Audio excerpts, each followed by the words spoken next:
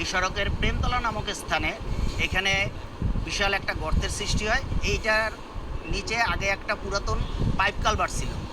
ওই pipe culvert ভেঙে এই গর্তটার সৃষ্টি হয়। এখন আমরা আপাতত এইটাকে বেলি স্থাপন করে দেওয়া। টানা ৩ দিনের ভারী বর্ষণে শরীয়তপুর নড়িয়া প্রধান সড়কের প্রেমতলা এলাকায় একটি অংশ ধসে পড়েছে। এতে সড়কটি দিয়ে বন্ধ হয়ে গেছে যান চলাচল। সড়ক বন্ধ করে দেয় জেলার সড়ক ও জনপথ বিভাগ।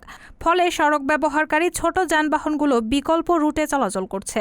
স্থানীয় এবং জেলা সড়ক ও জনপথ বিভাগ সূত্রে জানা যায়, শরীয়তপুর নড়িয়া সড়কের প্রেমতলা এলাকায় দুপাশের পানি সরানোর জন্য একটি পাইপ কালভার্ট বসানো ছিল।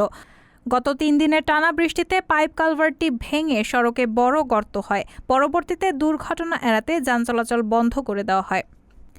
এ ব্যাপারে জেলা সড়ক ও জনপথ বিভাগের উপপ্রকৌশল আসাদুজ্জামান বলেন, ৩ দিনের টানা বৃষ্টিতে সড়কের নিচে আগের বসানো পাইপ কালভার্টটি ভেঙে গেছে। পরে দুর্ঘটনা এড়াতে যান চলাচল বন্ধ রাখা হয়েছে। একটি বেইলি নির্মাণে কাজ করা হচ্ছে। আগামীকাল সড়ক দিয়ে যান চলাচল স্বাভাবিক হবে।